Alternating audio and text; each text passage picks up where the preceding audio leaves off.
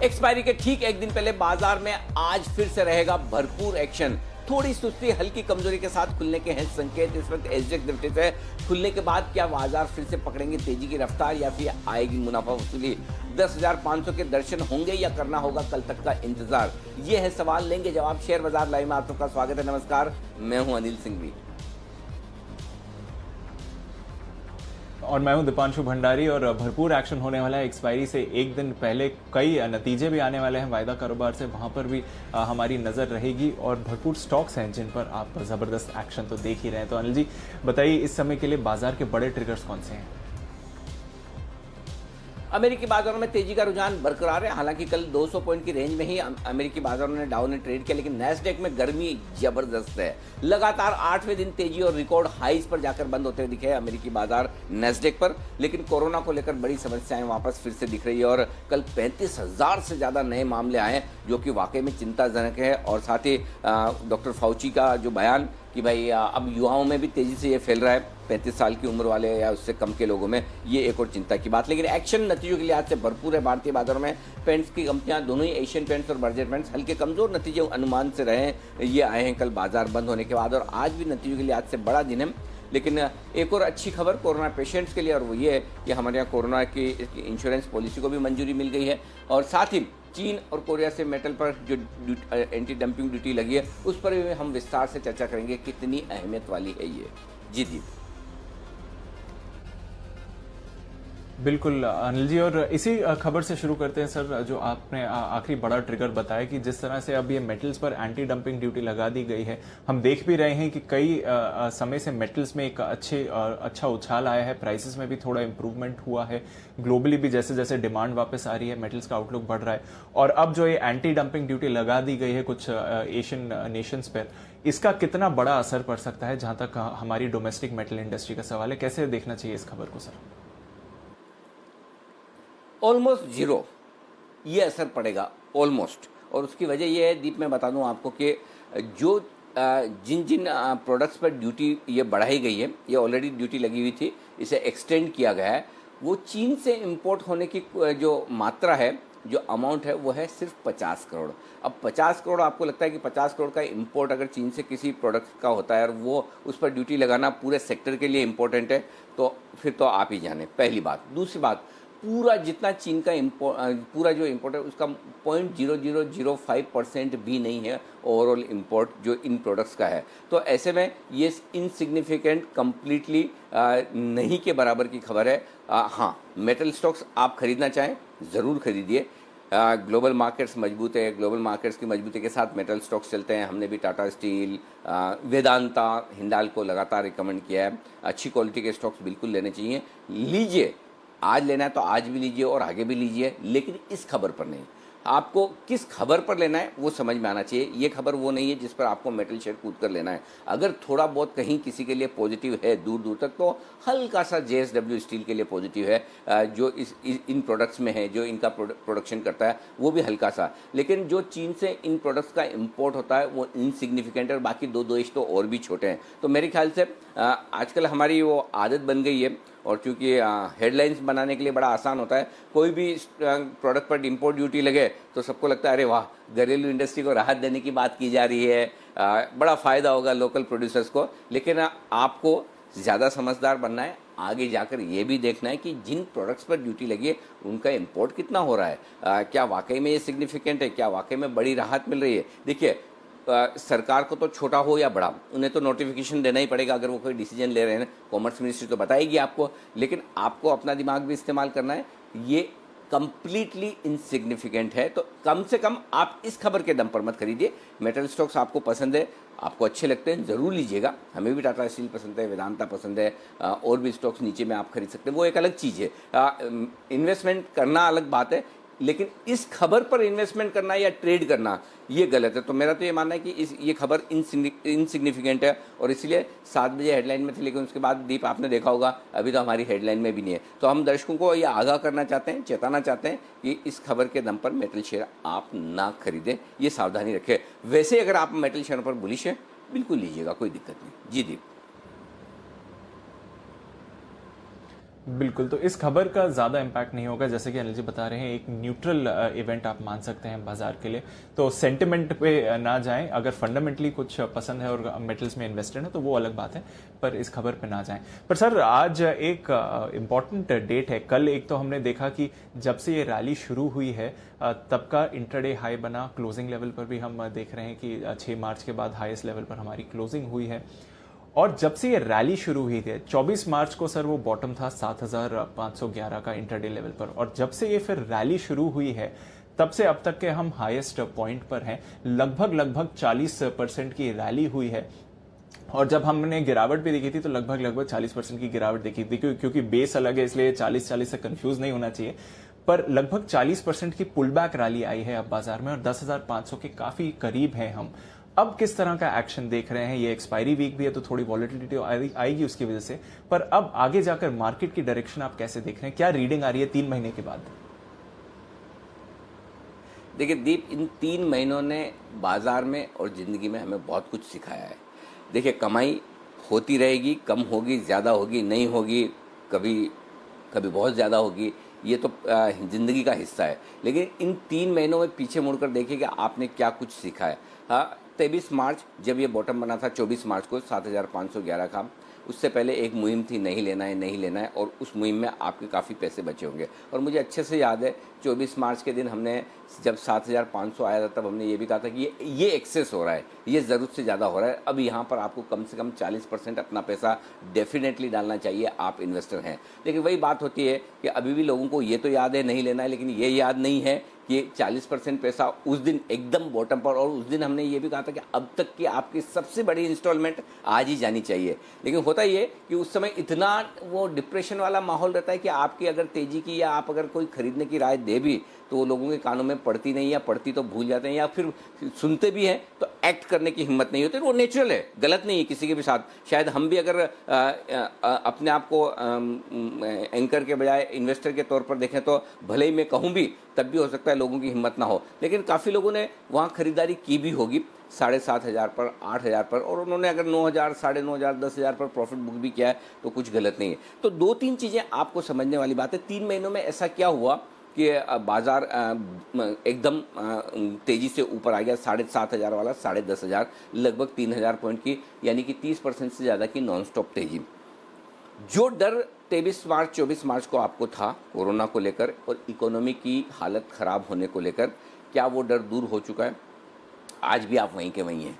डर दूर हुआ है, सिचुएशन वही है। आज भी कोरोना में, आज खुद देख लिया, आज 35-36 हज़ार आज अमेरिका में आंकड़े आए, हमारे यहाँ 15-15 हज़ार के आंकड़े आ रहे हैं। तो कोरोना की सिचुएशन तो वहाँ से सुधरी नहीं है, लेकिन हमारा डर दूर हो गया कि हमें कोरोना के साथ जीने की आदत पड़ गई। इकोनॉमिक रिकवरी तब भी पता था बहुत लंबा वक्त लगेगा, आज भी पता है लंबा वक्त लगेगा, वहाँ पर भी कोई सिचुएशन बदली नहीं है। तीसरा, कोरोना की दवा तब भी ये पता था कि साल के अंत में या अगले साल की शुरुआत में आएगी, आज भी वही स्टेटस है, इस साल के अंत में आएगी, अगले साल की शुरुआत में वैक्सीन बनेगी, उसमें कोई बदलाव नहीं हुआ। तो जो फंडामेंटल रीजन है उसमें कुछ बदला नहीं है। लेकिन बदला है तो क्या बदला है? 2 चीज़। एक बदला है सेंटिमेंट, डर के साथ जीने की आदत पड़ गई है, और ये समझ में आ रहा है कि हाँ 3 महीने, 6 महीने, साल भर, जितना टाइम लगे, कोरोना भी चला जाएगा, और कोरोना के बाद दुनिया खत्म होने वाली नहीं है। पहले भी ऐसे कई फ्लू आए, चले गए। वो एक वक्त के साथ, जो कोई भी चीज़ नई आती तो उसका रिएक्शन ज़्यादा होता है, जब पुरानी होती तो आप अपने आप उसको धीमे धीमे अपनी ज़िंदगी में उतारते चलते हैं। यही हम कोरोना के साथ और मार्केट के साथ देख रहे हैं। तो पहली चीज़ तो हमारी आदत पड़ गई। दूसरा ये कि तो सेंटिमेंट जो खराब हुआ था वो सेंटिमेंट स्टेबल हो गया, और उस सेंटिमेंट को स्टेबल करने में कोरोना से ज़्यादा योगदान जो रहा है वो योगदान रहा है पैसे का, लिक्विडिटी का। 2008 में एक फॉर्मूला दुनिया भर की सरकारों को मिला था, सेंट्रल बैंक को मिला था कि समस्या कोई भी आए, बाजार में पैसे की कमी मत होने दो। अगर बाजार में पैसा है तो फाइनेंशियल मार्केट हम बचा लेंगे। जैसे पेशेंट के लिए ऑक्सीजन और वेंटिलेटर्स चाहिए इस वक्त कोरोना के पेशेंट्स के लिए, वैसे ही बाजार के लिए, अगर बाजार बीमारी में है और इस वेंटिलेटर वाले मूड में, तो आप लिक्विडिटी का ऑक्सीजन उसे देते रहें। और यही काम यूएस फेड ने किया है, यही काम दुनिया भर के सेंट्रल बैंक्स ने किया है, और काफ़ी तक हमारे आरबीआई ने भी ब्याज दरें काट कर यही काम किया है। तो एक फॉर्मूला 2008 में जो उन्होंने सीखा, उस फॉर्मूले को लागू किया, और वो फॉर्मूला बिल्कुल 100% मार्केट पे लागू हो गया। कोरोना के पर दवाएं, वैक्सीन कब लागू होंगे, कब ट्रायल होगी, कब बनेगी, वो अपनी जगह है, लेकिन मार्केट की बीमारी पैसे से ठीक हो सकती है काफ़ी हद तक। वो हमने इस बार देख लिया, तो हमारे मार्केट की बीमारी तो ठीक हो गई। तो जब तक पैसा है, जब तक लिक्विडिटी है, तब तक आपका सेंटिमेंट भी मजबूत है, तब तक आपको इस बात से भी फर्क नहीं पड़ता कि 15,000 केस हाईएस्ट इंडिया में हुए, 35,000 केस फिर से। ये 35,000 केस वो हैं जब डोनाल्ड ट्रंप साहब ने कहा था 2 महीने पहले कि फ्लैटनिंग ऑफ द कर्व, तब भी 35,000 केस नहीं होते थे, उससे कम होते थे, उससे ज़्यादा हो गए। अब ट्रंप साहब को कौन पूछे कि भाई साहब आप तो कहते थे फ्लैटनिंग ऑफ कर्व, इसी को फ्लैटनिंग ऑफ कर्व बोलते हैं आप, तब तो ठीक है। पॉइंट ये है, देखिए मार्केट अपने हिसाब से ट्रेड करता है, फंडामेंटल्स और जो कुछ भी एक्चुअल सिचुएशन है वो अपनी जगह है। कब एक्चुअल सिचुएशन और मार्केट का मिलाप होगा ये ना आप जानते हैं ना मैं जानता हूँ। तो पॉइंट ये है कि जो 3 महीने में हमने सीखा वो ये है कि देखिए धीमे धीमे खराब खबरों की आदत पड़ती है, और आदत पड़ने के बाद हम उससे यूज टू हो जाते हैं और उस पर रिएक्शन देना बंद करते हैं। इसका मतलब ये नहीं खराब खबरें खत्म हो गई, इसका मतलब ये नहीं कि इकोनॉमी खराब है। अब आइए उन लोगों के लिए, और कल भी मेरे एक ट्विटर पर मुझे किसी ने लिख कर भेजा था कि सर मैं 10,000 पर मैंने प्रॉफिट बुक कर लिया, मैंने 7,500-8,000 पर लिया था, आपके बोलने पर 10,000 पर बुक कर लिया, मार्केट तो बढ़े जा रहा है, अब मैं क्या करूँ। एक कहावत है, मुझे नहीं पता वो किसने लिखी, मेरी तो नहीं है, लेकिन वो कहावत ये कि markets can remain irrational longer than you remain solvent, यानी कि मार्केट रेशनल रहे आपके हिसाब से या फंडामेंटल के हिसाब से चले, ऐसा कोई ज़रूरी नहीं है। और वो तब तक ऐसा नहीं कर सकते जब तक कि आपके पैसे खर्च ना हो जाए। अब अगर 10,000 पर कि 7,500 8,000 पर लेकर किसी ने 10,000 पर प्रॉफिट बुक किया तो उसे बिल्कुल भी निराश नहीं होना चाहिए। क्यों? क्योंकि आप टॉप पर खरीद नहीं सकते, बॉटम टॉप पर बेच नहीं सकते, बॉटम पर खरीद नहीं सकते हैं। ऊपर के नीचे के 2-3-4%, मैं इसीलिए कई बार कहता हूँ दीप के आप जब रिटर्न गिनते हैं, अगर लोग कहते हैं कि 7,500 से हम 10,500 हो गए, ठीक है, हमने भी 7,500 पर कहा था 40% पैसा डालिए, और वो डॉक्यूमेंटेड है ट्विटर पे भी, आप 24 मार्च का जाकर ट्वीट देख सकते हैं। लेकिन पॉइंट ये है कि कितने लोग एग्जैक्ट बॉटम पर ले पाते हैं और कितने लोग एग्जैक्ट बॉटम टॉप के दिन बेच पाते हैं, वो बहुत कम होता है। तो ऊपर के और नीचे के 5-5%, 4% तो आपको छोड़ने ही पड़ेंगे, एक एवरेज इन्वेस्टर के लिए पॉसिबल ही नहीं है। तो अगर ऊपर के 4-5% चले गए, मैं सोचता हूँ फर्ज करेंगे आपने 10,000 पर चलिए, आपने प्रॉफिट बुक कर लिया, हमने कहा था कि 10,000 9,900 10,150 बढ़िया रेंज है जहाँ प्रॉफिट बुक करना चाहिए, वहाँ से बढ़े कितने, 300 पॉइंट ही तो बढ़े हैं, बहुत ज़्यादा नहीं। और समझिए आप 10,200 10,000 पर निकल जाएं और उसी को फिक्स इनकम में डाल दें, 6-7% अगर आपका फिक्स इनकम में बढ़ता है तो जब तक 10,700 800 900 की निफ्टी जाए तब तक तो आप तब भी प्रॉफिट में, अगर साल के हिसाब से देखें। अगर बीच में बाजार आपको एक करेक्शन दे दे, एंट्री कर लीजिएगा, नहीं करेक्शन दे तो थोड़ा इंतजार कीजिए फिक्स इनकम में रख के। लेकिन आपको सेंसिबल डिसीजन लेना है। ये मार्केट ट्रेडिंग का मार्केट है, इन्वेस्टमेंट वाला टाइम आपके लिए चला गया। वापस बाजार अब मौका आज देगा, कल देगा, 2 महीने बाद देगा, 6 महीने बाद देगा, ये किसी को पता नहीं, लेकिन मौके आपको मिलेंगे और उस मौके के लिए आपको कैश अपने पास प्रिजर्व करके रखना चाहिए। और अगर आप कंजर्वेटिव इन्वेस्टर हैं तो आप फिक्स इनकम में शिफ्ट हो जाइए, फिर मौके का इंतजार कीजिए। 6-7% अगर आपका फिक्स इनकम में बढ़ जाता है तो भी आपने कोई बड़ी अपसाइड मिस नहीं की। और अगर आप एग्रेसिव इन्वेस्टर हैं और पोजिशनल ट्रेडर हैं तो मार्केट के मूड के साथ आप ट्रेड करते रहिए। जैसे ही मार्केट का ट्रेंड रिवर्स होगा हम आपको बताएंगे कि ट्रेंड रिवर्स हो रहा है, अब यहाँ पर आप प्रॉफिट बुक करके इक्विटी से निकल जाइए। ठीक वो इसी तरह से होगा। 17,105 पर आपने लो बनते हुए देखा बैंक निफ्टी पर, और उस दिन बहुत चिल्ला के बोला, भले ही हमने कितनी भी सेल इन में गो अवे कहा, उसके बाद बैंक निफ्टी वहाँ से गिरा भी 4,000 पॉइंट, और 4,000 पॉइंट गिरने के बाद आपको एंट्री और एग्जिट दोनों सही मिलेगी। तो चिंता न करें, आप अपनी पोजीशनिंग प्रॉपर करें कि आप किस तरह के इन्वेस्टर हैं, किस तरह के ट्रेडर हैं, और उस हिसाब से मार्केट को करें तो ज़्यादा सही होगा। इन्वेस्टर्स के लिए मार्केट अलग होता है, ट्रेडर्स के लिए मार्केट अलग होता है, और डीप ये फर्क आना बहुत ज़रूरी है। जी बिल्कुल अनिल जी, ये फ़र्क जानना बहुत ज़रूरी है। और सर मेरे को याद है 24 मार्च को जब हमारा डिस्कशन हुआ था तो आपने तभी कहा था जब लो आया था कि अब आज आपकी सबसे बड़ी इंस्टॉलमेंट होनी चाहिए, बल्कि 23 मार्च को क्लोजिंग लो था 7,610 611 का, तब भी आपने कहा था कि अब आपकी सबसे बड़ी इंस्टॉलमेंट जानी चाहिए। और देखिए अगर आपने तब एडवाइस फॉलो करी होगी, उसके आसपास अगर आपने इन्वेस्टमेंट की होगी तो ऑलरेडी आप स्मार्ट रिटर्न्स पे बैठेंगे। चलिए बाजार के मूव पर चर्चा करते हैं, देखते हैं कि आज का एक्शन दीप एक चीज़ और जोड़ना चाहता हूँ। हाँ, एक चीज़ और जोड़ना चाहता हूँ, और वो 24 मार्च का दिन है।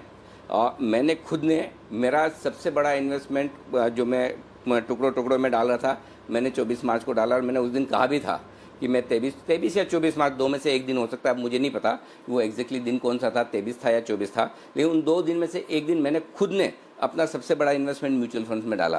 तो मैं वही कहता हूँ जो मैं करता हूँ। हाँ, अब उसमें हो सकता है किसी को एकदम टॉप पे लेना हो, किसी को एकदम, और मैं फिर आपको कहता हूँ कि मैंने जितनी भी बार आपको पैसा डालने की बात की, मेरे अल्टीमेटली 20% तो कैश रह ही गया, 100% तो मैं भी इन्वेस्टेड नहीं हो पाया, और शायद आप में से कोई बहुत कम हुए होंगे तो गलती से हुए होंगे। तो आपको कई बार ऐसा होगा कि नीचे का 20% कैश बच जाएगा, क्योंकि 7,500 में ये डर तो हमेशा रहेगा कि कल आपको 7,000 में मिल जाए, 6,500 में मिल जाए, तो आप उसके लिए भी रखेंगे, टुकड़ों टुकड़ों में पैसा डालेंगे।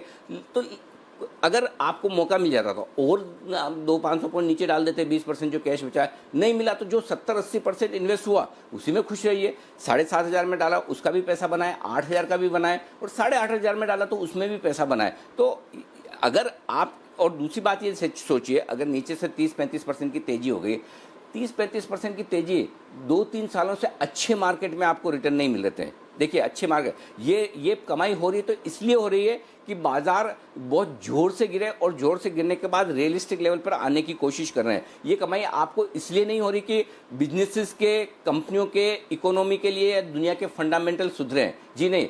6 महीने पहले से आज हर कंपनी के, हर एक बिजनेस के, कुछ एक एक्सेप्शन छोड़ दीजिए, हर एक कंट्री के फंडामेंटल खराब हुए हैं। उसके बावजूद बाजार नीचे से ऊपर आए तो सिर्फ एक रीजन से, ओवरसोल्ड थे, और उसके साथ आपके पास लिक्विडिटी आ गई। दोनों का कॉम्बिनेशन बाजार को ले जा रहा है। और ऐसे में अगर 25-30% का रिटर्न आपको 3 महीने में मिलता है तो आपको किसी को पूछने की जरूरत नहीं है, किसी को पूछने की जरूरत नहीं है। ऐसे खराब माहौल में 25%, 30%, 40% का रिटर्न आपके इन्वेस्टमेंट पे आ रहा है। स्टॉक्स में तो और भी ज़्यादा आए होंगे, मैं फंड्स की बात कर रहा हूँ। अगर आपके आ रहे हैं तो बुक करके आराम से बैठिए, मार्केट फिर से मौका देगा। या फिर अगर 5-7 साल का आपका व्यू है तो फिर रोज रोज देखिए भी मत। लेकिन अगर आपको पोजीशन इस तरह से करनी है कि मेरा वापस से एंट्री नीचे लेवल पर हो, मैं अच्छे लेवल पर एग्जिट भी कर पाऊँ, अगर आपकी वो टेंडेंसी है तो फिर तो आपको प्रॉफिट बुक करना चाहिए, इसमें कोई बात ही नहीं है। और अगर आप 5-7 साल के लिए सोच कर बैठे हैं तो बिल्कुल निश्चिंत रहें। तो मैं वही, और अच्छा, जब मैंने प्रॉफिट बुक किया तब भी मैंने आप लोगों को साफ साफ बताया कि देखिए मैं 10,000 के आसपास प्रॉफिट बुक करके मैं आराम से बैठा हूँ, और मैं अभी भी बैठा हूँ। मौका मिलेगा तो ठीक है, नहीं मिलेगा तो कोई बात नहीं। हमारे फिक्स इनकम में डेट में तो पैसा बनता ही है। डेट म्यूचुअल फंड भी आपको साल में 7-8% तो रिटर्न आराम से दे देंगे। तो अगर मैं 10,000 की निफ्टी पर एग्जिट हो भी जाता हूँ तो 10,700-800 तक की 7-8% की अपसाइड और बन भी जाती है, तब भी उतना रिटर्न तो आपका डेट में आएगा। और इस बीच में अगर इक्विटी ने अच्छा मौका दे दिया तो फिर कहने ही क्या, आपके लिए अच्छा मौका बन जाएगा। तो ये तो देखिए अपना अपना इन्वेस्टमेंट पर्सपेक्टिव है, वो आपको थोड़ा सा समझ के चलना चाहिए, सिंपल इसी तरह से जी। बिल्कुल अनिल जी, तो आपकी इन्वेस्टमेंट स्ट्रैटेजी आप बेस्ट जानते हैं, उस तरह से आप डिप्लॉय कर सकते हैं। पर जैसा अनिल जी ने कहा, अगर आपने 24 मार्च को सलाह सुनी थी तो फिर आपके अच्छे रिटर्न्स आए होंगे इस बाजार में। चलिए सर, फिर आज के सेटअप की बात करते हैं। एक्सपायरी से एक दिन पहले ज्यादातर संकेत मैं देख रहा हूं सर पॉजिटिव या फिर न्यूट्रल ही रखे आपने।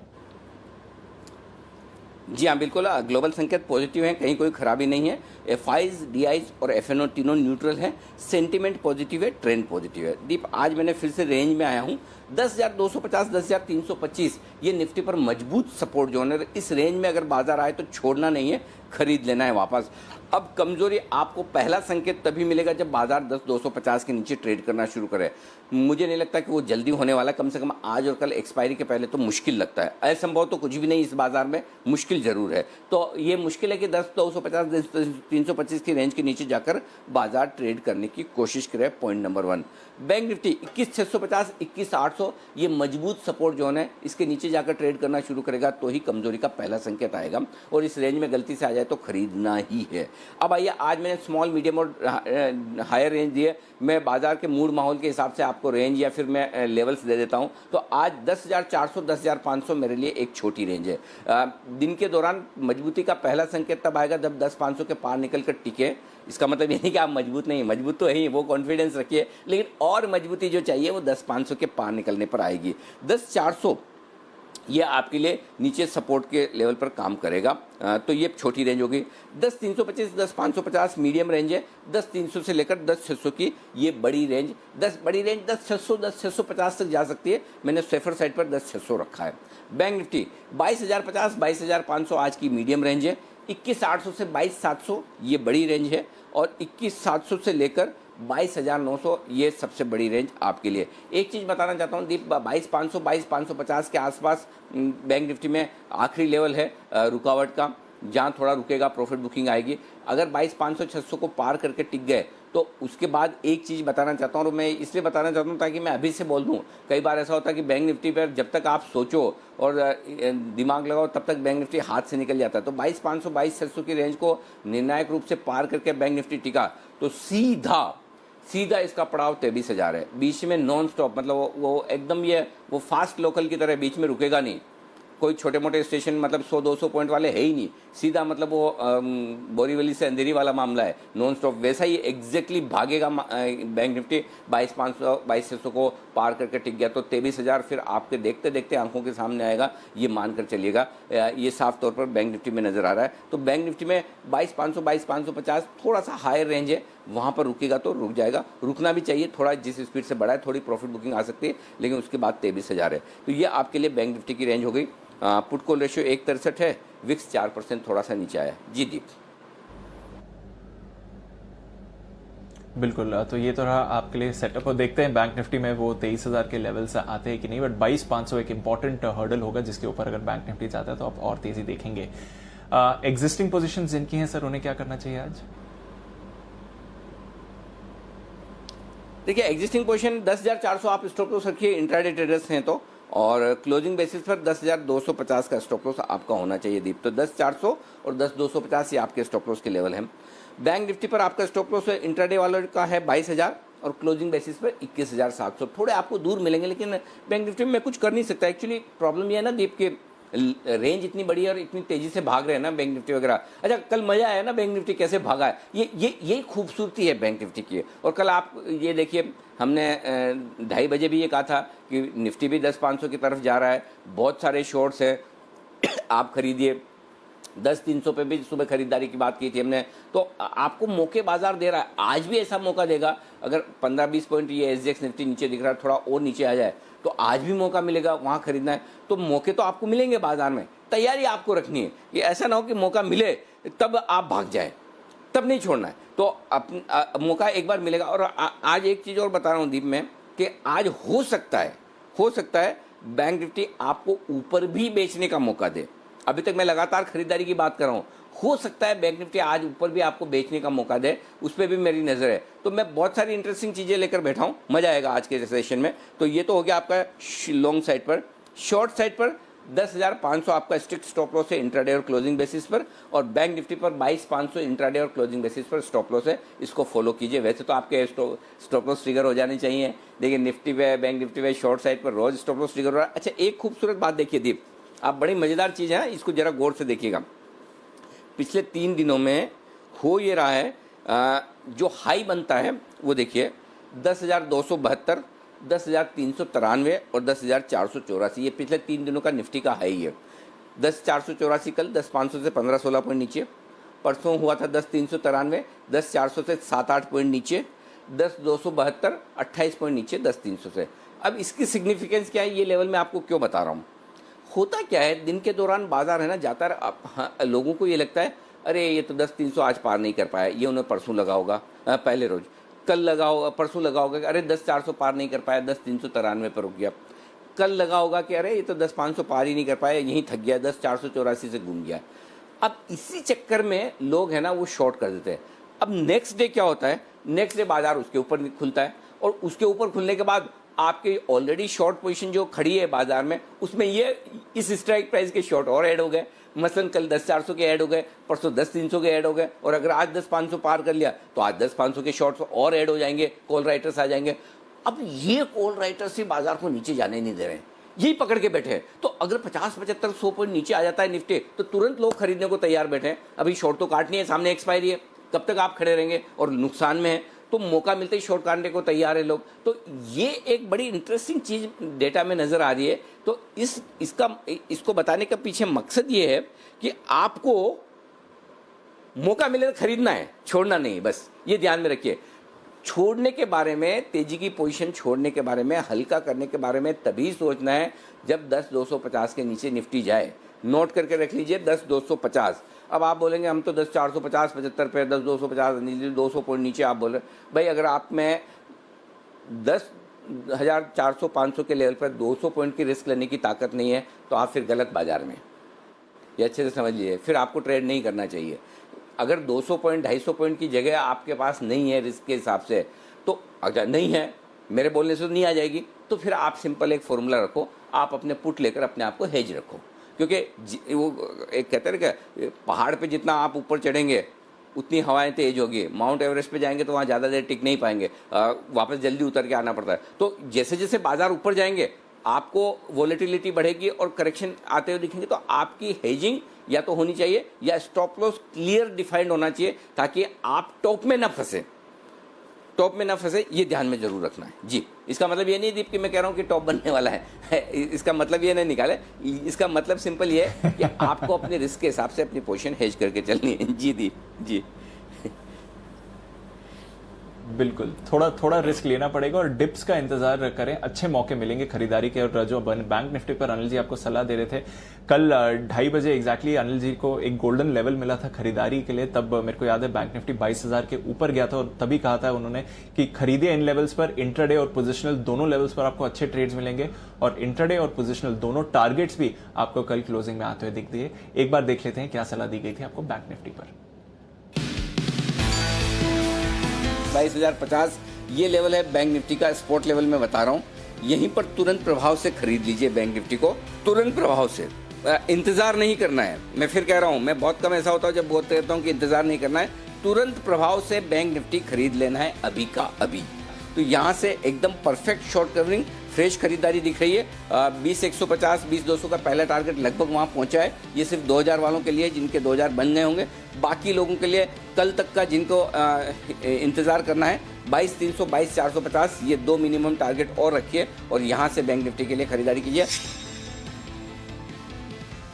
जहाँ तक बैंक निफ्टी का सवाल है, अनिल जी ने जब कल के 2,000 कहा था तो स्ट्रैटेजी के बेसिस पर कहा भी था कि इंट्राडे लेवल पर 22,150 और 22,200 के आप टारगेट्स रखिए और पोजिशनल लेवल्स पर 22,300 और 22,400 के टारगेट्स रखिए। तो पोजिशनल लेवल के पहले टारगेट को आप कह सकते हैं हिट हो गया, या फिर जो टारगेट्स दिए थे वहाँ से फिर तीसरा टारगेट आपको आता हुआ दिख रहा है। अनिल जी, बैंक निफ्टी की स्ट्रैटेजीज तो सुपर हिट आपकी वैसे भी रहती है और इस हफ्ते तो और ज्यादा सुपर हिट रही हैं। जो लेवल्स की बात करिए सारे आते हुए दिखे हैं। तो आज अगर नई पोजीशंस बनानी है निफ्टी बैंक निफ्टी पर, तो फिर किन लेवल्स का ध्यान रखना चाहिए? नहीं दीप, कभी कभी मेरे साथ भी ऐसा होता है कि जब पकड़ थोड़ी सी ढीली हो जाती है, और उसका रीज़न ये कि डेटा सपोर्ट नहीं करते हैं पूरी तरह से, डेटा क्लैरिटी नहीं देते हैं। कई बार ये वो वैसा होता है ना कि आपको, जैसे हमारे टेक्निकल एक्सपर्ट भी कहते हैं कि पिछले दिन का जो मूव था उसी के हाई और लो के बीच में बाजार ट्रेड कर गया, तो अभी वो किधर ब्रेकआउट देगा देखना पड़ेगा। ऐसा कभी कभी डेटा में होता है और उस समय ना थोड़ा मुश्किल होता है। और मैंने ये जो चीज़ सीखी है अभी हाल ही में, ये 2-3 महीनों में मैंने ये चीज़ सीखी कि अगर आपको डेटा ऐसा कन्फ्यूजन का दे रहा है कि क्लैरिटी नहीं आ रही है, तो शांति से बैठो। कौन सा जरूरी है, किसी ने सर पे बंदूक थोड़ी लगाई कि आपको आज कॉल देना ही देना है, नहीं देंगे क्या फ़र्क पड़ता है। तो मैंने ये भी सीखा है कि कॉल कब नहीं देना है। तो जब तक कॉन्फिडेंस लेवल बहुत ना हो या जब तक क्लैरिटी डेटा में ना हो, हाँ उसके बाद भी कभी कभार आप गलत पढ़ सकते हैं, वो तो होगा। 100% स्ट्राइक रेशियो कम से कम मेरा तो कभी भी नहीं हो सकता, ये मैं जानता हूँ, और इवन बैंक निफ्टी में भी नहीं, वो तो इम्पॉसिबल है, संभव ही नहीं, मेरे लिए तो संभव ही नहीं है। लेकिन पॉइंट ये है कि आपको अगर डेटा क्लैरिटी दे तो फिर कॉन्फिडेंस में कमी नहीं आनी चाहिए। लेकिन उसके बावजूद मैं ये कहूँगा, think for the best, prepare for the worst. अच्छा सोच कर देते हैं। कल भी बहुत कॉन्फिडेंस दे दिया कि आप, मैं बहुत कम बोलता हूं कि तुरंत ले लीजिए, वेट मत करिए, लेकिन इसका मतलब भी नहीं गलत नहीं जा सकता। हमेशा ये ध्यान में रखिए कि आप जब ट्रेड कर रहे हैं मेरी एडवाइस पर, तो ये समझ के चलिए कि अनिल सिंह की कॉल गलत जाएगी, तो आप अपनी क्वांटिटी को और अपने डिसिप्लिन को फॉलो कर पाएंगे। अगर आप ये सोचेंगे नहीं अनिल जी ने बोला है ये सही जाना है, तो वहाँ गड़बड़ हो जाएगी। तो इसलिए आप अपनी रिस्क को देखते हुए, अपनी एपेटाइट को देखते हुए ट्रेड करें। आइए नई पोजीशन 10,400 के आसपास निफ्टी मिले तो छोड़ना मत, ले लीजिएगा। 10,375 का 25 पॉइंट का छोटा स्टॉप लॉस, 10,475, 10,500, 10,550 और 10,600। और अगर 10,500 पार करके निकल गया, खुल गया, तो हम 10,400 के स्टॉप लॉस से ही खरीद लेंगे, तब आपके लिए 10,550, 600, 650 तक के टारगेट के लिए। तो लेना तो है, ये कहाँ लेना है, 9:08 पर बेचना है। बहुत एग्रेसिव ट्रेडर है, और अगर आप चाहते ही हैं कि अनिल जी हमारे लिए भी कुछ बोले, कि खाली खाली तेजी करने वाले के लिए ही ना बोले, हमारे लिए भी कुछ बोले, तो 10,600 के आसपास एक मौका ले लीजिए बेचने का। अगर आता है तो ठीक, नहीं आता तो आपका क्या गया। 10,650 का स्टॉप लॉस, 10,550, 10,502 टारगेट के लिए आपको करनी है बिक वाली। बैंक निफ्टी 22,000 के आसपास आ जाइए तो ले लीजिएगा, नहीं आए तो कोई बात नहीं, फिर स्टॉप लॉस रिवाइज करके लेंगे। दो तरीके हैं बैंक निफ्टी खरीदने के, एक तो 22,000 के आसपास, दूसरा कल का हाई क्रॉस करे 22,325 है, ये क्रॉस करे तो भी ले लीजिए, दोनों में से कोई भी केस में ले लीजिए। पहला टारगेट आपका फिर अगर 22,000 के आसपास लेते हो 22,250 का बनेगा, और नहीं तो 22,450, 22,550, 22,750। एक्चुअली है ना, मैं बताऊं ईमानदारी से 22,950 23,000 का टारगेट बनता है 22,500 के ऊपर टिकने के बाद। 22,500 22,600 आखिरी पड़ाव है, उससे निकाल दिया ना 23,000 तक, फिर एकदम वो हाईवे है आपके लिए भागने के लिए। शॉर्ट करना चाहते हैं, अब यहाँ पर ट्रिकी है। अब मैंने ना ये शॉर्ट वाला जो दिया है ना, ये बहुत एग्रेसिव ट्रेड दिया है दीप। 22,500 पर शॉर्ट कीजिए, एक चांस लीजिए, वैसे ना करें तो भी चलेगा। अगर आप स्किल ट्रेडर हैं, स्क्रीन के सामने बैठते हैं, अपने रिस्क लेना जानते हैं, समझते हैं, तो 22,500 पर ट्रेड कीजिए। 100 पॉइंट का stop loss, strict stop loss है 22,600। इनफैक्ट स्टॉप लॉस ऐसा होना चाहिए कि आप शॉर्ट भी काटें, डबल लॉन्ग भी कर लें, ठीक है, तो ही आप शॉर्ट करिए। 22,600 पर स्टॉप लॉस लगाकर 22,350, 22,250, 22,050, ये 3 लेवल। क्योंकि देखिए मुझे तो हर तरह के ट्रेडर्स का ध्यान रखना है। जो तेजी करने वाले हैं वो भी मेरे प्रिय हैं, तो जो मंदी करने वाले हैं वो कोई मुझे नापसंद हो ऐसा तो है नहीं। तो मैं दोनों तरफ के लिए स्ट्रेटजी आपको इसीलिए दे रहा हूँ। जी दीप। बिल्कुल, तो दोनों तरफ की स्ट्रैटेजी है। बैंक निफ्टी में मोमेंटम अच्छा है, पर अगर शॉर्ट करना है तो फिर अग्रेसिव ट्रेडर्स के लिए शॉर्टिंग की राय है 22,500 के करीब। एफएनओ बैन सर, कुछ मूवमेंट हुआ है, कुछ स्टॉक्स आए हैं, कुछ स्टॉक्स निकले हैं?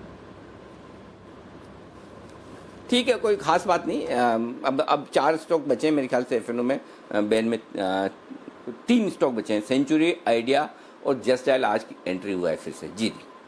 अब मैं आपको एफआईज के डेटा बता दूं, एफआईज और घरेलू फंड के। ये डेटा दीप है ना, न्यूट्रल रखे हैं मैंने दोनों। क्यों रखे हम? 170 करोड़ के आसपास की खरीदारी, हालांकि कुछ ब्लॉक डील्स भी थी कल के सेशन में, लेकिन कैश में 170 की खरीदारी है, फ्यूचर्स 116 करोड़ की खरीदें, तो स्टॉक्स में एक्शन नहीं के बराबर है एफआईज का। इंडेक्स फ्यूचर्स भी खाली 114 करोड़ के बचे, तो बेसिकली उनका एक्शन नहीं के बराबर है। घरेलू फंड ने 454 करोड़ की खरीदारी की 2 दिन की बड़ी बिक वाली के बाद, फाइनली उनका खरीदारी का आंकड़ा है, लेकिन वो भी बहुत बड़ा नहीं है। तो पूरी तरह से जो खरीदारी का मोर्चा संभाला हुआ है वो ट्रेडर्स ने संभाला हुआ है। बढ़िया है, चलिए एंजॉय कीजिए। ट्रेडर्स सारे यहाँ पर अच्छी तेजी के साथ वो ट्रेड करते हुए दिख रहे हैं। अब आइए वायदा कारोबार में। पहली चीज़ तो ये कि दीप है ना, 10,400 के ऊपर जब तक आप हैं तब तक ब्रॉडली ये मान के चलिए 1 करोड़ शेयर शॉर्ट है निफ्टी में 10,400 तक।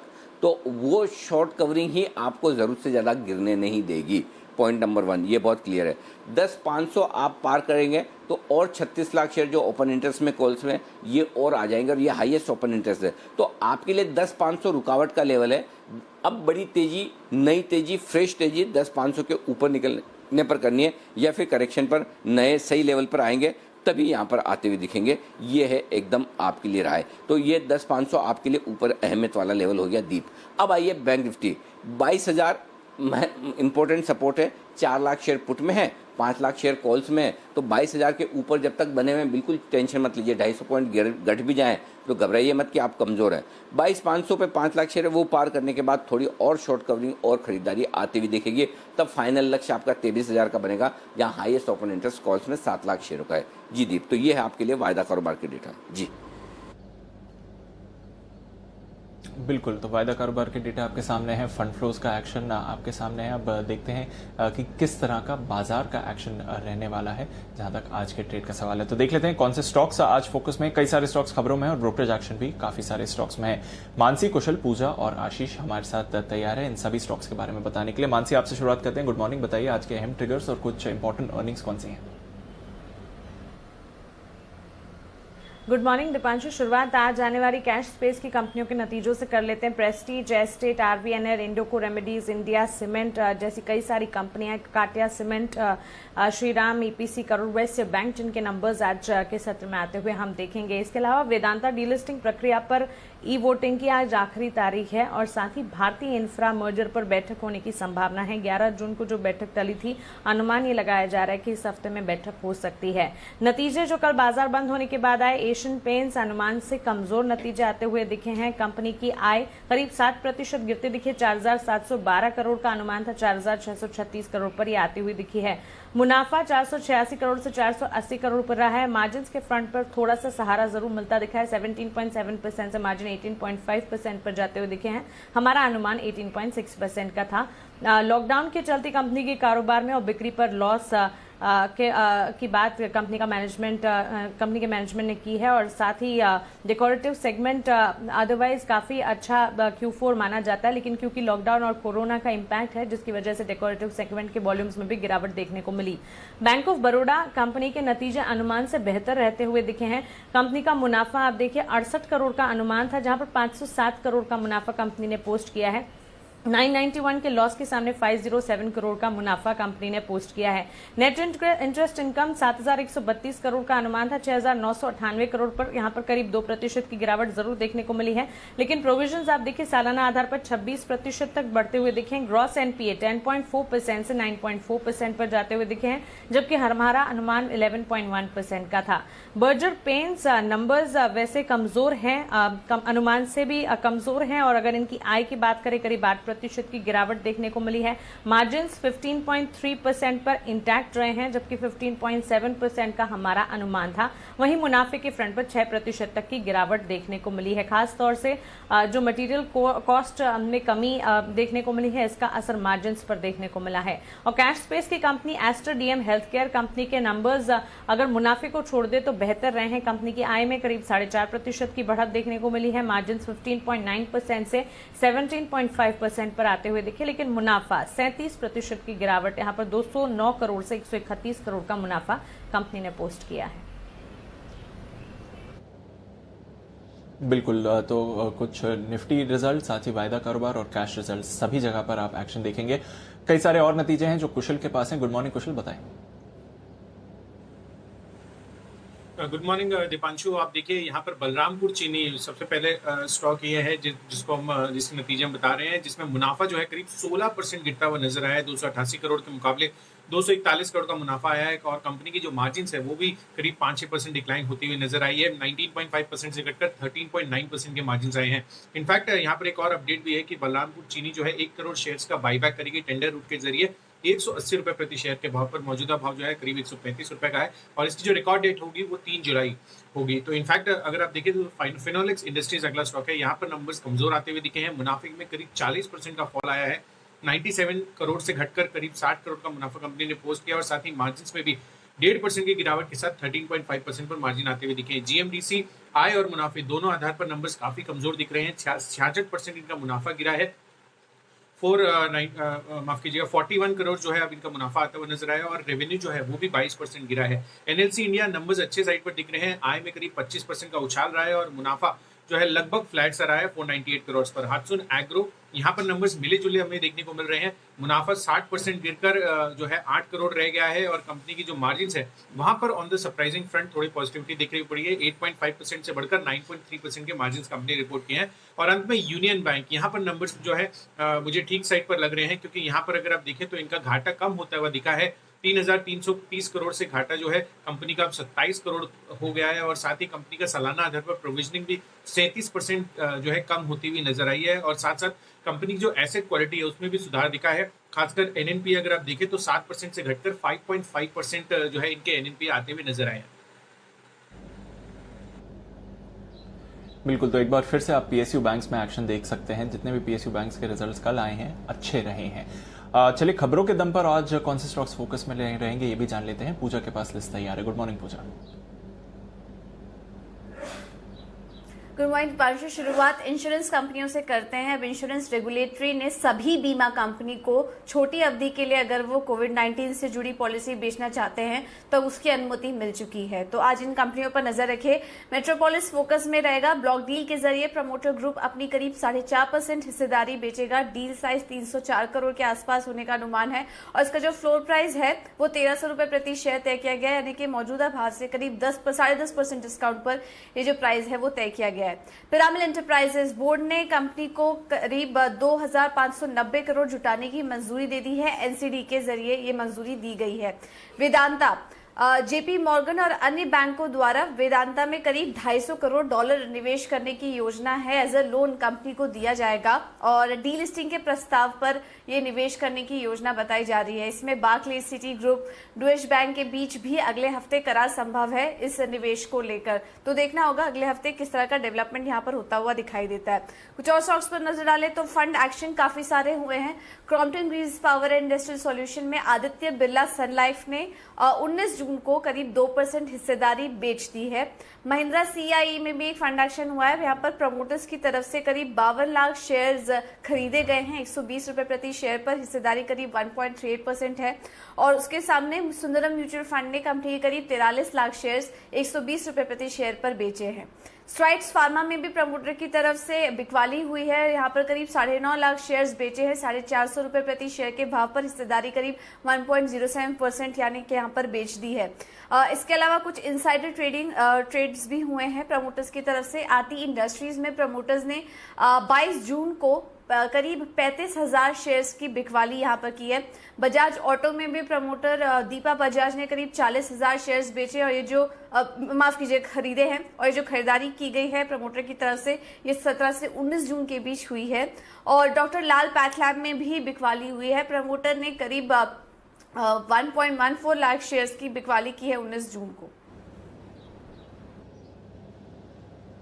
बिल्कुल, तो ढेर सारा फंड एक्शन है, ढेर सारा प्रमोटर एक्शन है और कुछ खबरें वाले स्टॉक्स भी हैं। ब्रोकरेजेस आज क्या कह रही हैं, चलिए जान लेते हैं FIR में।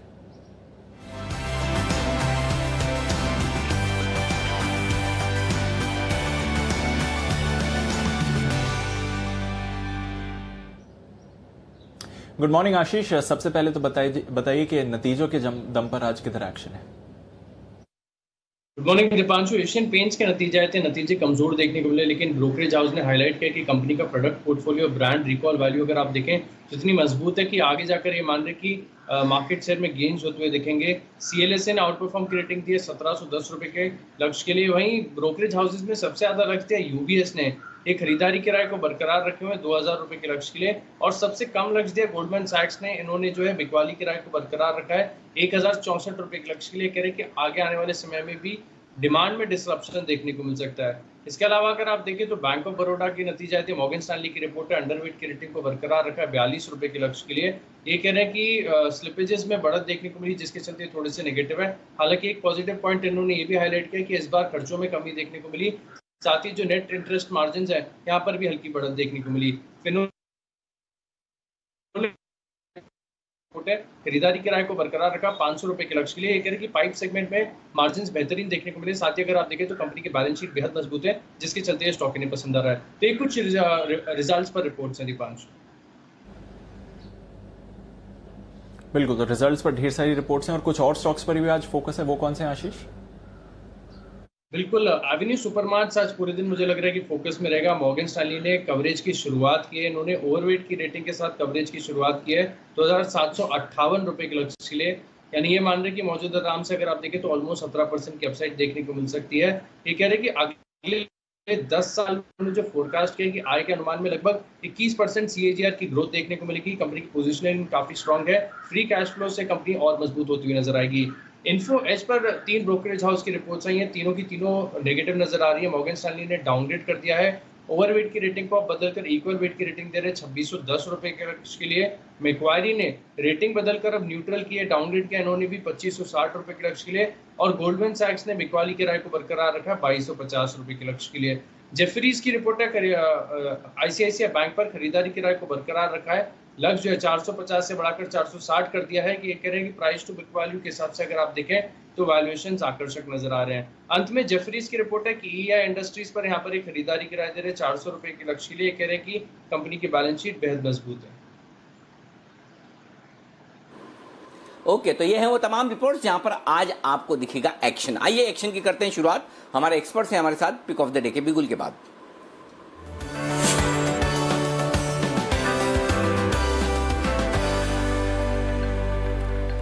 आप सबका स्वागत है, सबको गुड मॉर्निंग। शुरुआत कीजिए सुमित जी अपने पिक के साथ, बताइए पिक ऑफ द डे आपका। Good morning Anil ji, good के अंदर लगता है तेजी ही देखने को मिलेगी। 10,500 के ऊपर के लेवल निफ्टी में देखने को मिलने चाहिए, जिसमें 10,600 तक का मूव भी हमको निफ्टी में देखने को मिल सकता है। तो मेटल स्टॉक में हमें यहाँ से मजबूती लगती है। हमें ऐसा लगता है कि टाटा स्टील यहाँ से ऊपर का मूव दिखा सकता है। टाटा स्टील में पिक ऑफ द डे के तौर पे ट्रेड इनिशिएट करना चाहिए मार्केट खुलने के बाद। कल जो नीचे में सपोर्ट दिया है 325-320 के आसपास, वो अच्छा सपोर्ट है टाटा स्टील के लिए। और यहाँ से हमें लगता है कि ऊपर में 345 रुपए से लेकर 350 रुपए तक का अपसाइड मूव टाटा स्टील में यही हफ्ते में देखने को मिल सकता है। तो 345 से 350 के टारगेट के लिए टाटा स्टील में लॉन्ग पोजीशन इनिशिएट करें। 345-350 का टारगेट, स्टॉप लॉस क्या लगाना है सर? इंट्राडे के लिए 325 का स्टॉप लॉस। वागले साहब गुड मॉर्निंग सर, बताइए बाय सेल नोटा। Anil ji good morning, Deepanshu good morning.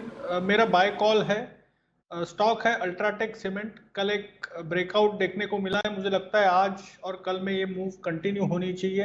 3943 का क्लोज है, मेरा 3900 का स्टॉप लॉस होगा और 4050 तक के टारगेट्स हम आज और कल में देख सकते हैं। कुणाल जी गुड मॉर्निंग, बताएं सर आपकी पिक।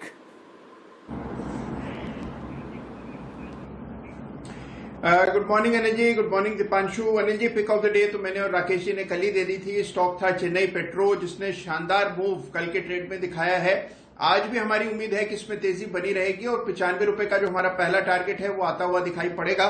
तो जिन्होंने भी खरीदा है बिल्कुल होल्ड करके चलें, ट्रेलिंग स्टॉप लॉस रखें। 95 का पहला टारगेट और 105 रुपए का दूसरा टारगेट इसमें आता हुआ नजर आएगा। तो चेन्नई पेट्रो हमारा पिक ऑफ द डे था कल भी। और इसके अलावा अनिल जी विशेष एक टिप्पणी करना चाहता हूं मैं रिटेल कंपनीज पर। अभी अभी चर्चा सुनी हमने डीमार्ट की, जो कि मेरे पोर्टफोलियो में है और जिस पर एक फॉरेन ब्रोकरेज ने अभी अभी कवरेज शुरू किया है। तो अनिल जी इसी तर्ज पर ट्रेंट में भी हमने कल एक बड़ा मूव देखा था। मुझे लगता है कि यहां पर भी तेजी बनी रहेगी और 700 रुपए के टारगेट से मुझे लगता है कि ट्रेंट को भी बाय करना चाहिए। यहां पर 635 के आसपास एक स्टॉप लॉस रख लें। 700 तक मुझे लगता है कि कोई बाधा नहीं है और ये स्टॉक भी इसके ऊपर जा सकता है। तो डीमार्ट और ट्रेंट ये दो शेयर्स हैं जिन पर भी नजर आज के ट्रेड में रखनी चाहिए। ओके 700 तक जाने की संभावना है, इस स्टॉक में भी कर सकते हैं खरीदारी। बाय द वे मैं बता दूं वो आपके चेन्नई पेट्रो को मैंने पिक ऑफ द डे का, तो वो हमारे पास बिगुल की कमी है इसलिए बिगुल पिक ऑफ द डे का बजाया था। वो पिक ऑफ द डे में गिना नहीं जाएगा। वो बंसल जी का टेक्नो फंडा पिक था, जो आजकल बंसल जी ने नया फंडा निकाला है, techno funda pick. Bansal ji good morning sir, बताइए बाय सेल नोटा। Good morning Anil ji, good morning Deepanshu. जैसे अनिल जी आप पूरी फ्लेक्सिबिलिटी देते हैं, तो अनिल जी एक पिक है, टेक्नो फंडा पिक है, पिक ऑफ द डे है, ऑल इन वन है अनिल जी। तो ये सुपर डुपर जो पिक है अनिल जी 10 बजे शेयर करेंगे। तो आपसे गुजारिश है जब आप अनिल जी 10 की कमाई शुरू करते हैं तो उसकी शुरुआत हमसे कीजिएगा स्पेशल पिक के साथ। ये टेक्नो फंडा पिक भी है, पिक ऑफ द डे भी है, ऑल इन वन सब कुछ है। तो जुड़े रहें, चिपके रहें जी बिजनेस के संग। तो अभी कुछ नहीं है, जो है वो 10 बजे है बंसल जी ने, ठीक है, फेयर इनफ। बाजार खुलने के बाद बंसल जी 10 बजे देंगे आपको दमदार पिक, उसके लिए रहिए तैयार। जैन साहब भी तैयार हैं इस वक्त अपनी पिक्स के साथ।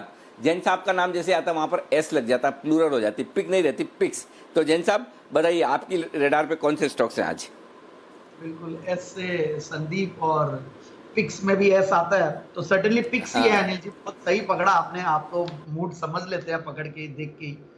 देखिए स्टॉक्स काफी रेकमेंड किए और बहुत सारे चले भी हैं और बहुत बढ़िया चले। और कल भी देखिए नाम इंडिया हम लोगों ने वैसे पिक ऑफ द डे दिया था, मैंने ट्विटर पे दिया था बेसिकली, और वो जबरदस्त चला। और उसके तर्ज पे मुझे लगता है, और एक यूटीआई का आईपीओ भी आने वाला है, तो इस पूरे इंडस्ट्री में अब काफी एक वो गहमा गहमी चल रही है। और ओवरऑल मुझे लगता है ये इंडस्ट्री वैसे भी बहुत अच्छा कर रही है। देखिए पिछले 3 महीने में जिस तरीके से आज एग्जैक्टली 23 तारीख 24 तारीख 3 महीने हो गए हैं, मार्च की 23 के बाद जून की 23, तो ये जबरदस्त महीना रहा है डीमैट अकाउंट्स के लिए भी और एमएफआई म्यूचुअल फंड्स के लिए भी। और ओवरऑल काफी इन्फ्यूजन आया फंड्स का, नए इन्वेस्टर्स जुड़े हैं, तो मुझे लगता है कि आने वाले दिन भी और अच्छे होंगे। तो एचडीएफसी एएमसी मुझे लगता है कि ये और भी परफॉर्म करेगा। यहाँ पे ऑलरेडी सब बुलिश है और भी बुलिश में हो गया हूँ। दूसरा अतुल लिमिटेड, ये स्टॉक मैंने पहले भी रेकमेंड किया, हालांकि बहुत बड़ा आउट परफॉर्मर नहीं है। एक बार नीचे से एक लेवल तक तो टारगेट अचीव कर लिया, बट मुझे लगता है कि केमिकल स्टॉक में और भी अच्छा माहौल बन सकता है। तीसरा है डॉक्टर लाल पैथ लैब्स, ये भी बेहतरीन स्टॉक है। और देखिए वैसे भी लॉकडाउन के दौरान भी इन लोगों के बिजनेस में इंपैक्ट पड़ा नहीं, और ओवरऑल मुझे लगता है कि अब और हेल्थ ओरिएंटेड और हेल्थ कॉन्शियसनेस बहुत बड़ी है और मुझे लगता है कि जो दूसरे पीरियड्स है यहाँ पे कंपेरेबल पीरियड्स बहुत ज्यादा नहीं है। मेट्रोपोलिस जरूर से है, बट मैं थायरोकेयर को हालांकि पहले रेकमेंड करता था, आजकल मैं बहुत ज्यादा उस स्टॉक को रेकमेंड नहीं कर रहा हूं। मुझे डॉक्टर लाल पैथलैब इन लेवल्स पे भी बहुत बढ़िया लगता है और हर लेवल से अनिल जी बताते आए हैं 800 रुपए से, बट जिस तरीके के फंडामेंटल्स में इंप्रूवमेंट है बहुत बढ़िया है। And last but not the least Whirlpool, जो कि मैंने 10 की कमाई में भी पहले दिया है, ये स्टॉक भी मुझे बहुत अच्छा लगता है। तो ये 4 स्टॉक्स पे बिल्कुल ध्यान दिया जाए। ओके, तो ये है वो दमदार स्टॉक्स जहां पर आपको करना है फोकस। आइए कुछ स्टॉक्स पर और फोकस करें। वेदांता, आज है डीलिस्टिंग प्रोसेस का आखिरी दिन। मेटल स्टॉक पे आपने खरीदारी की राय दी। सुमित जी, वेदांता के चार्ट्स पर भी राय दीजिए। 110 के आसपास बंद हुआ है कल भी, क्या और तेजी हो सकती है? ई वोटिंग के जरिए आज वो आखिरी दिन है अपने वेदांता की डीलिस्टिंग पर वोट करने के लिए आज से, तो आज या फिर कल तक शायद हो सकता है ये फैसला है कि शेयर होल्डर्स ने क्या डिसीजन लिया है। संभावना तो ये है कि डीलिस्टिंग का चूंकि मेजोरिटी वोट्स आ ही जाएंगे, प्राइसिंग बाद में आएगी। क्या करना चाहिए वेदांता में? खरीदारी करनी चाहिए, आपने बिल्कुल कहा। संभावना ऐसी ही है कि डीलिस्टिंग नहीं हो, तो इसके अंदर मेरे को ऐसा लग रहा है कि स्टॉक के अंदर जिन्होंने पोजीशंस बना रखी है वो अपनी पोजीशंस को होल्ड करें। और 111 का लेवल टूटने के बाद वेदांता में और भी ऊपर का मूव देखने को मिलेगा, जिसमें 120 रुपए से लेके 125 रुपए तक का अपसाइड मूव देखने को मिल सकता है। नीचे में 100 रुपए से लेके 104 रुपए के आसपास का सपोर्ट जोन है, तो जब तक ये लेवल्स नहीं टूटेंगे तब तक लॉन्ग पोजीशन होल्ड करके चलना है। 110 111 का लेवल है, ये इसके ऊपर आज क्लोजिंग मिलते ही 120 से 125 तक का अपसाइड मूव वेदांता में देखने को मिल सकता है।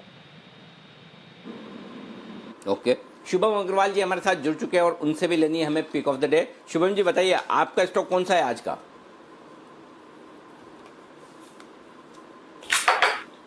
Good morning Anil ji. आज का जो स्टॉक है वो है कैडिला, और मुझे लगता है कि जिस तरह से फार्मा स्टॉक्स में कल एक रैली देखने को मिला था, उसके बाद कैडिला में भी एक ब्रेकआउट के वर्ल्स पे क्लोज हुआ है और अच्छा पॉसिबिलिटी है कि यहाँ पे हमें एक ब्रेकआउट देखने को मिल सकता है। और अगर हम डेरिवेटिव डेटा को भी देखें तो यहाँ पे काफी समय से एक बिल्टअप एक्टिविटी देखने को मिल रहा है। तो 400 के स्ट्राइक का जो कॉल ऑप्शन है, और ये मैं नेक्स्ट सीरीज के कॉल ऑप्शन की बात कर रहा हूँ, उसको खरीदने की राय है। लगभग 12 रुपए 50 पैसे के आसपास का क्लोजिंग प्राइस था, और इसमें जो टारगेट होगा वो होगा 20 रुपए का, और एक स्टॉप लॉस हमें मेंटेन करना है 9 रुपए। ओके, तो कैडिला हेल्थ केयर में यहाँ पर खरीदारी करने की राय है शुभम जी की तरफ से आप आज के लिए। तो ये हैं सारे स्टॉक्स जहां पर आपको करना है फोकस। फोकस करिए बाजार की ओपनिंग पर।